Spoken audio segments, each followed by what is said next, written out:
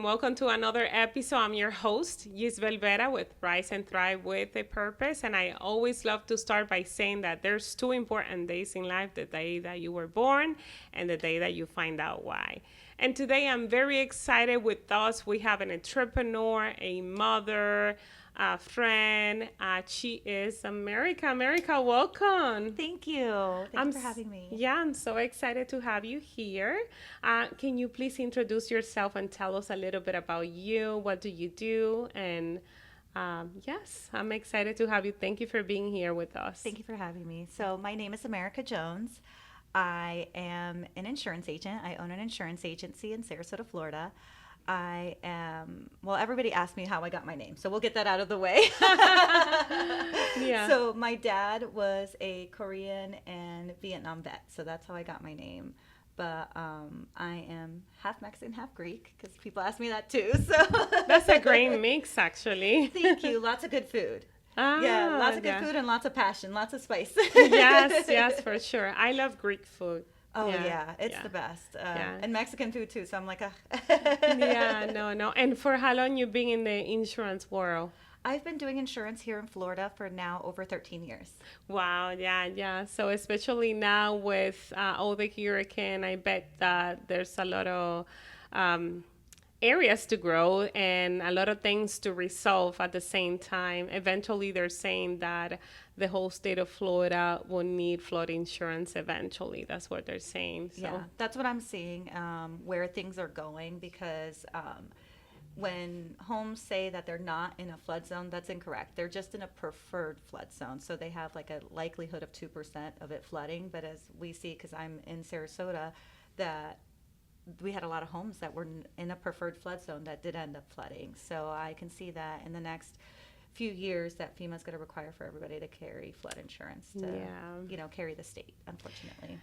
I know. A lot of things to ahead of us.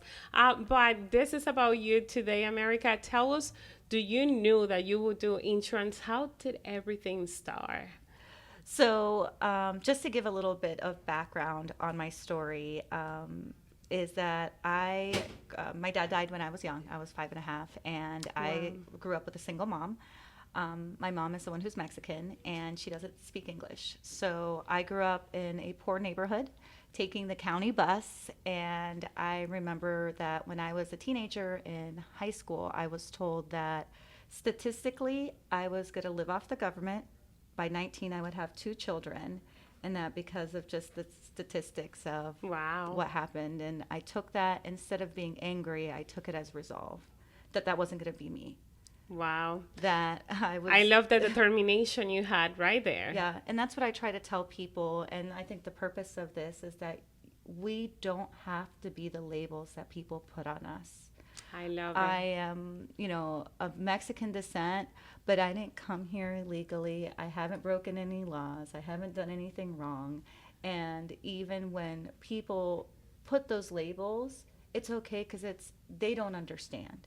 And, the individual who told me that, he was just being factual. He wasn't being rude. He was being factual. And it's, hey, that, even though the numbers say that, I'm not going to be a number. The only thing we can change in a situation is ourselves. And that's what took my drive and my determination, that I was not going to let that happen. Because I can't control the world, but I can control what I do. I love it. So we see a lot of determination. We see decision making. And we see a lot of drive. Yeah, and you can't listen to what the world is telling you. You can't listen to others, because you don't know their history. You don't know their background. You don't know where they're coming from, or maybe they have experienced that in their life and that's their experience, but you can give them a different experience. Because arguing with somebody never changes their mind. Think of the one time somebody argued with you and changed your mind. You're like, oh yeah, I'm going to change my mind now. No. But right. You know what changes your mind is when someone shows you a different way. When they show you that, hey, that's not the case every time, because there's millions of people out there, and there's millions of stories and millions of differences. Yeah, no, 100%. And at the end of the day, something really powerful you say, that we see that in every age, in every stage of our life, whether there's kids in the school, whether you're an adult, an entrepreneur, an employee, we see that people always have their own opinion about things, about people, and they all put labels and they make their own judgment and opinion. But at the end of the day, I love something powerful you say, that is your drive, is your determination, is you. And that's what makes the difference between people who succeed and people who don't. It matters the drive that you have and what you're willing to do to get there, the work you're willing to put in, the time and the effort, because it's sacrifice. It's sacrifice of what you're willing to do to make it happen. I love it. I love it. And I can you tell me who was your biggest inspiration in life to become who you are today? Because, you know, everything has a beginning. There's a background for everything. And I love your mindset and your leadership. And I kind of know a little bit about your story and what you went through. But there's always someone behind our strength, and someone should inspire you or who drive you. So I know this is going to sound a little corny and whatever, but, you know, when they ask you the question, who's your childhood hero? And I'm going to let you know it's Jesus. There is nobody who took so much abuse who did not deserve it. Where we are sinners, we have brought it on ourselves based on our bad decisions and what we've done. He hasn't. And he came to sacrifice for us and talk about turning the other cheek and really giving the ultimate sacrifice. So every time that I've gone through something difficult, I realize that it's nothing compared to what he went through. And the promise was he would get us through this. I love it. Yeah. Wow. I think. So, and I'm not a super like religious person. I don't want people to think like, oh, because I do a lot of bad stuff, so I don't want it to come off like, oh, she's a saint. I am not. So. No, but you say something amazing. Wow. And again, you know, it's funny because when I was having my babies, my kids, I remember I went through a lot of pain, and there was one thought that kind of helped me out to hold the pain. And I was thinking in Jesus, and I go, wow, if I'm going through this pain, I don't want to imagine what Jesus went through. Yeah. And I kind of like, Yisbel, you need to hold it. You got this. If Jesus went through so much, this is nothing in compare. And that kind of gave me strength when I was in that moment. Yeah, and just everything, because I think about that and the promise that was made to us. So I'm like, okay, I can get through this too. I can get through this too. I love it. I love it. So we can see that definitely that you are a faith woman, that God plays a huge in your life and your career and your business. That's why so many success, and that's really amazing. I'm very clear also on my belief and my faith. You know, every time I get to speak to events, you know, I'm very clear about it. So, but that's amazing. That's amazing. Any natural person, you know, talking about you in your childhood, while you were growing up, anyone inspire you the most, and what do you learn from that person? So one of the people that inspired me was my uncle, because I did come, you know, from a single family home. I didn't have that father figure. My mom was not a very loving person, and she had mental health issues of her own. And so, and obviously being in a country where you don't speak the language, it's hard. So my uncle took me under his wing and taught me how to drive. He taught me so many things and treated me as one of his children. And if it wasn't for that man, I just don't, I probably wouldn't be driving. I don't know. He just did so much for me, and I have thanked him so much. And he tells me, he's like, I didn't do anything. I could have done more. And I think that just comes to realize the little bit that we do for others, we don't know the kind of effects that will have long-term, good and bad. Yeah. Where he thought he did so little because he was raising 3 children of his own with my aunt, and I was the age of his children, my cousins, that he felt like he didn't do anything, but the little bit that he did do meant the world to me. Wow, that's amazing. So whatever you do it with love, and you know, you don't know what you're doing in that person, whether it's your family, whether it's a friend. colleague, co-worker. That's it. Until this day, you're talking about that. That's amazing and powerful. Yeah. Yes. And he wears these little I love Jesus caps. So my my husband, who's American, loves it. He laughs. He goes, "Oh, I saw a I love Jesus cap. I'm gonna get your uncle." So maybe he also inspired. Also, he's very very Christian based and very a faith believer and a strong faith believer. So I think that was another thing that was a strong influence as well. Yeah, no, that's wonderful. That's wonderful. And can you share with us one difficult moment that you had in your life? How do you overcome and what do you learn? So, I mean, I grew up, like I said, I grew up very poor. I've had to work my whole life. So nothing's been given to me. So when people look at me, I know that they see differently. They say, "Oh, look at the house she has, the car she drives." You would never guess. So my whole life has not been easy. It's been hard, but I've been very blessed. And I know that I've been guided this way and there's a purpose for it. I was actually working in insurance already and I knew I wanted to be an insurance agent. When I got hired, I said, I'm going to be my own agent. I know it. I have a calling for this. I know. And I was very, very good at it. And you're so great at it. Yeah. And so but I got comfortable and we get complacent. You know, you're comfortable, things are good. I was working out, doing CrossFit, doing runs, marathons, doing all of this stuff. And I was like, you know what? I'll do it next year. I'm young. I still have time, right? And best shape of my life. It was just great. Things were going great. Why change it if it's not broken? Well, we were on the way back of putting an offer in on the house. And the last memory I had was looking at the stop sign at the end of the street and laughing. Because I knew that this man was going to take our offer. And the house was perfect and everything, you know. And that's the last memory I had. After that, I woke up in a room. And I actually haven't told you this. So this one, because I don't normally tell it in meetings, but it's one-to-one. So I told you what happened after I had the situation in this room. But there was floor-to-ceiling white marble in this room. It was perfectly lit. And there was no noise.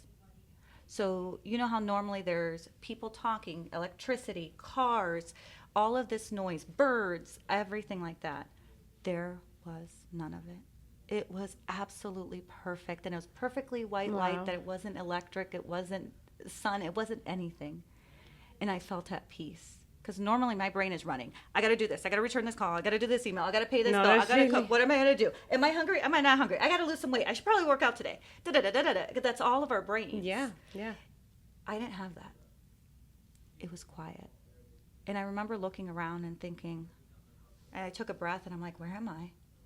And I took another breath and I felt my body. And I was in a lot of pain. And at that moment, I knew that I wasn't here anymore. That I was somewhere else, that I was not here. Oh, wow. And I could feel God's presence. And I said, God, are you calling me? Because if you're calling me, I'm ready to go. I'm in a lot of pain. And if this is you, I'm ready. So I took another breath. And that's when I woke up in the hospital. Wow. And I knew that in that moment, I felt him. And I knew he was there. And I wish he would have been like, hey, girl, I see you, but I can't take you now, so you got to go back something.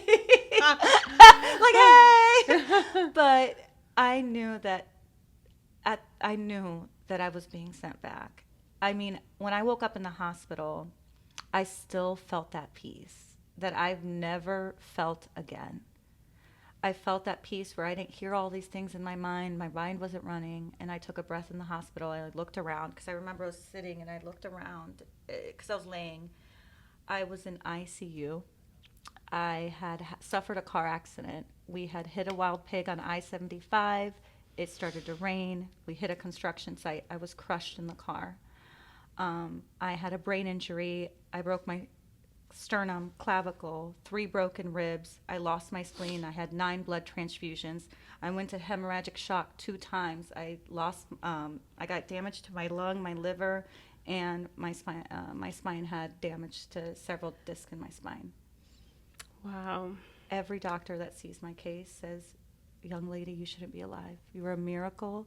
You shouldn't be alive. And I've seen people with less brain injuries that are fully disabled. Because I asked every doctor what I could do to make it better.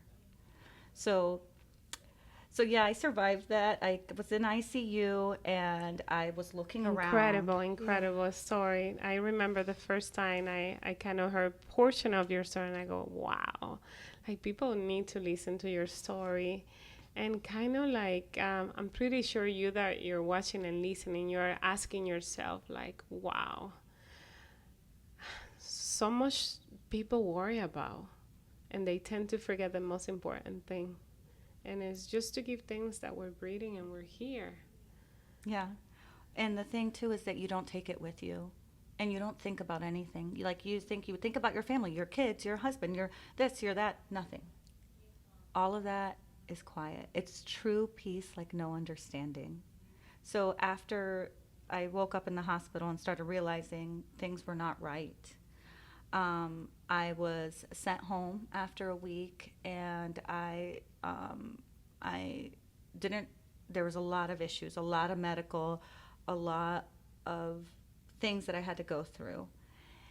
And after that, I wasn't even driving yet. I had just started going back to work, but I had to have people pick me up and drop me off. I could only do basic stuff at the office. I shouldn't have been working, but I didn't want to stay home anymore. Yeah. I have always worked. Since the age of 12, I worked. 13, 15, I had 3 jobs. 18, I was a manager. Wow. 21, I was the youngest manager. I've always worked, and I'll probably work to the day I die. But yeah. So to not I don't work, think it's even biblical to retire. I know, like that's not it. Like that's not what we're here for. It's not in the Bible. No, it's not even in the Bible. Yeah. So I'm like, okay. So not working. I'm like, I can't do this. So the opportunity of opening up my own agency came around, and the opportunity came, and I flew out to Texas to look at this opportunity. So me and my husband were already looking, and that was one of the reasons we're going to buy this new house and start the agency. And but this different opportunity came up, and I signed on with Goosehead Insurance, which is a franchise. So I'm a franchisee. I went out and flew out to them in the middle of COVID, because now we're talking November of 2020. My accident was July of 2020. We're talking November of 2020. Mm-hmm. I signed on and decided to start my own business. And in February of 2021, I opened up my agency. And I have been blessed ever since. When it was craziness, because I had just started driving, I had so many medical issues that I was dealing with, and that, no, I was called to do this. After that, I found out I was BRCA positive, which is a genetic malfunction for cancer.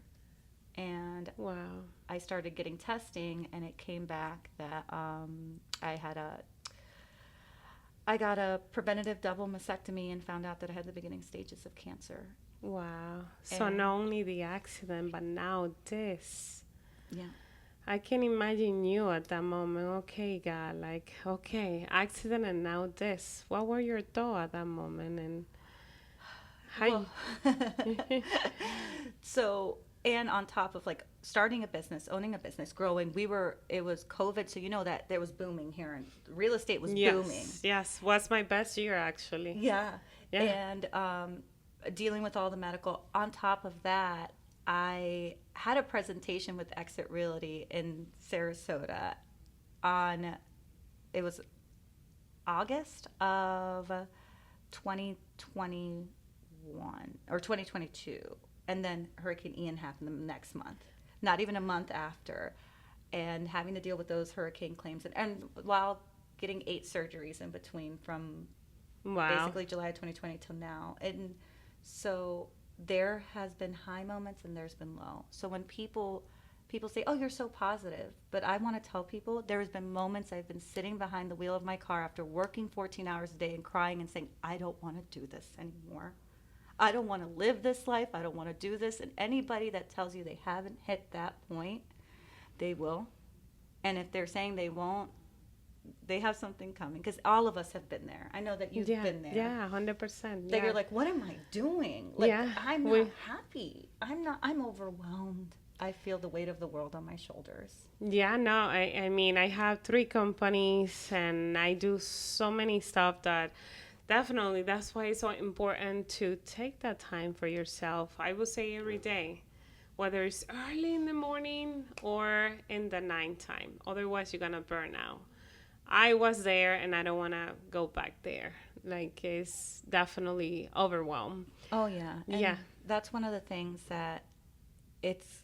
I just want to tell people it's gonna be okay. You are not alone, because I know that we feel alone even if we're in a room full of people. When we're hurting, we feel alone, and Yes. you are not alone. This moment is like when putting gold through a fire.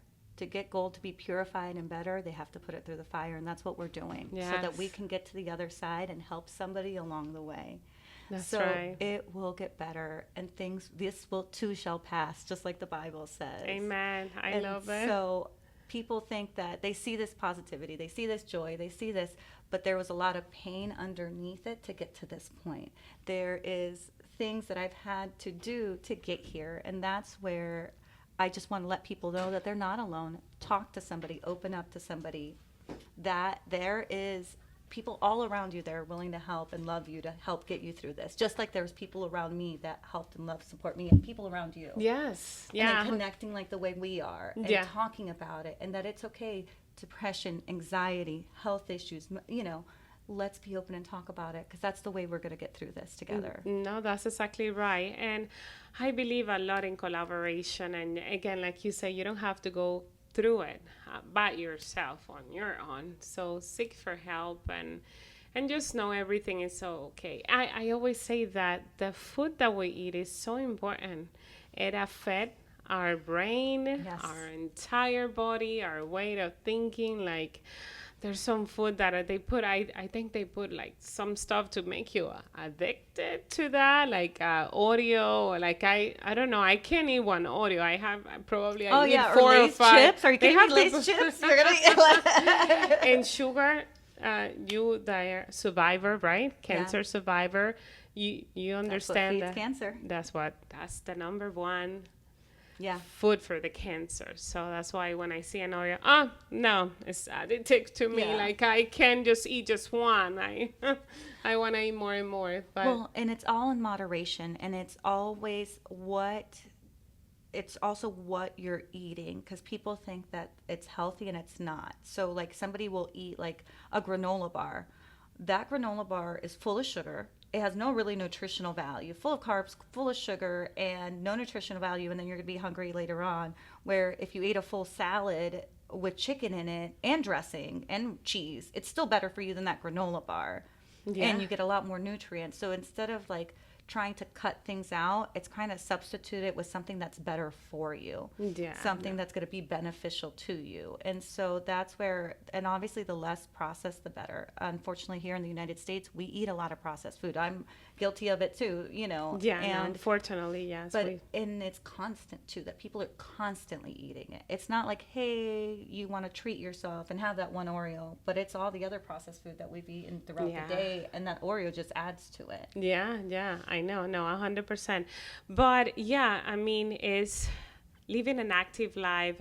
When I get active and I go to the gym very often, I get better ideas. I function better on the work, even when I eat better. Like you Look say, good, feel good. I love it, yeah. No, 100%. Yes. I wanted to ask you, like, those down moments in your life, those crises, those downtime, what get you back on track? What is one thing or a few things that you can share with the audience, how you got back on track? So it was always making a decision. It's making a decision that, hey, allowing yourself to feel what you're feeling and processing that in the moment. That, hey, I know I'm feeling this because of this, this, and this. It's a natural reaction, but not living in that. One of the things that I've listened to, I listen to like Dr. Joe Dispenza, and a lot of us live in the past, and we live in these feelings, and we live in these emotions, and we turn it around over and over and over and over again, that we're just living in that past and those emotions, and really separating ourselves from that and saying, hey, yes, I experienced that. Yes, that happened to me, but I'm okay now. And I had a lot of PTSD from the accident, and I couldn't work through it because I don't have the memory of the accident. So I would just have panic. If a car flew by me, if there was an accident, if certain things would just get me into that like panic PTSD mode. And so I did a what's called rapid release therapy by Michael Cortina, and he is amazing. We did it in person. It took him a full day. The man's a saint because he was working on it over and over again, and it really was cutting teaching the brain to be in the now and here. Wow. Because when you relive a memory, you don't realize that you're not really living it. Your brain doesn't realize that you're not in it at the moment. So, like, have you ever had a situation where somebody said something to you? You start thinking about it. You start thinking about it. You start thinking about it. And you thought about it so many times that you're more angry afterwards than when it actually happened. Because your brain doesn't realize that it's not happening over and over and over again. Wow. So his method is to teach your brain that even though we're talking about this right now, I'm okay. I'm safe. I'm here in this room. I don't have any issues. I'm safe. I'm not in a car accident. I don't have these things. Have they happened? Yes. But I don't have to live in that fear, in that depression, in that anxiety, in that pain. I am okay now. Yeah, exactly. Wow, that's powerful. Well, we can train our brain. We can actually, I love Tony Robbins when he says that motions create emotions. So if you feel down, you can stand up, dance, go for a run, and that would create an emotion because you are on motion. And so we can train our brain to accomplish anything. And if we can accomplish here, then it's already done. Yeah. And one of the things he explained to me, because I like to know how things work. And so it's basically when you go into PTSD, you go into a fight or flight, which is the back of your brain. So it's the animalistic back of your brain, fight or flight. So you're not really thinking like with the way you should be thinking and analyzing things, because you're in fight or flight. Your body's like, hey, I'm in a bad situation. I need to make sure I'm safe.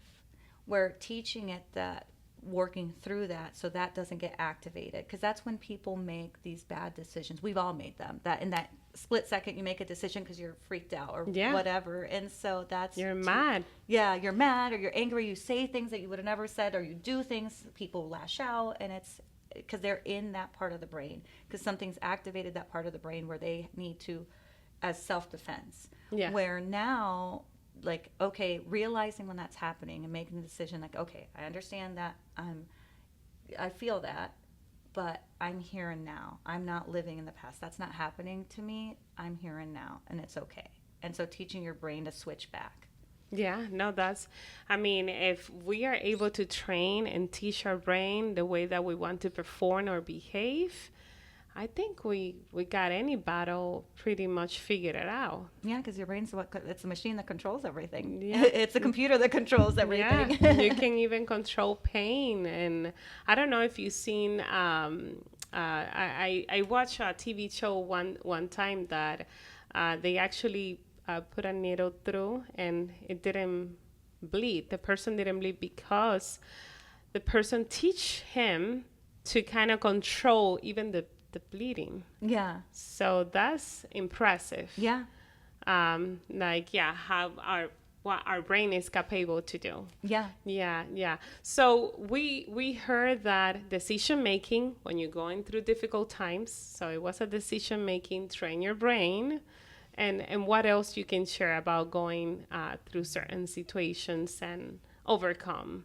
Just knowing that this is going to pass too, and that you're not alone, because we feel alone, and finding good people that when you are at that point that you reach out to people. And so and you get from people that you admire, and that you get advice from people who you want to be like or be at. Sometimes we get advice from people that's not who we want to emulate or who we want to be like, or sometimes we go on Facebook for advice and you're getting advice from everybody and you don't even know who they are. Oh my God, I know. So I know. I tell my clients all the time, they're like, oh, I went online to ask an insurance question. I'm like, no. You come to me. You don't ask your neighbor. You don't go on Facebook. You don't. Right. You call me first. And that's the thing, is going to the expert on that. Asking somebody who can help you, not bring you down. Because sometimes some people are in the same situation and they can't get themselves out. So how can they help you out? Yeah, no, 100%. I'm with you on that. But again, we see a lot of decision making on her story. We see a lot of drive. We see a huge connection with our Creator, with Jesus, respecting on your belief. But like in me, that's definitely very important to me in my case. So I love your story, and it's been a blessing connecting to you and listening to your story. And because I always say that we will not live enough to learn from our mistake and other people's mistake or other people's trial. So yeah, it's incredible. Sometimes we are so running and busy, and we tend to forget like important things in life, what really matter. Yeah. Well, and so, because it's about, I now realize a 2 hour drive. I thought it was an hour and a half, but it's really 2 hour. But I was like, oh, it's the middle of the week. It's busy. I got to do this, this, and this. And then I started seeing signs. And the Lord always puts signs in my way. And so the word kingdom kept coming up. So I'm like, I am part of a group called Kingdom Gatekeepers. And it's real. And so that came up. The meeting came up. I went to that. And they kept mentioning things. I'm like, okay.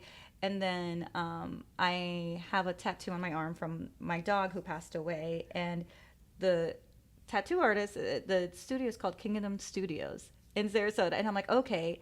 I then got a call from a client who said, hey, I'm starting an LLC. And they're like, oh, it's Kingdom SRQ. I said, okay. And there was something else that came up and I cannot remember. And I was like, okay, Lord. I know that I'm a little hard-headed and that sometimes I don't listen, but there is a purpose for what we do. And sometimes we get caught in the minutia of daily life that we forget that we leave all this behind when we go, and this doesn't matter. Yeah. What matters is when I ask him again, are you calling me, Lord? And he says, yes, daughter, you're home. And this is where the difference we left in people's lives. Because when people pass, that's all that's left, is the difference you've made in them. I love it. Wow. What a great way to end our episode. And your story is very impactful. Oh, thank you. Very impactful. And any final thoughts, any additional thought that you would like to share with the audience, and how can people rise and thrive with a purpose?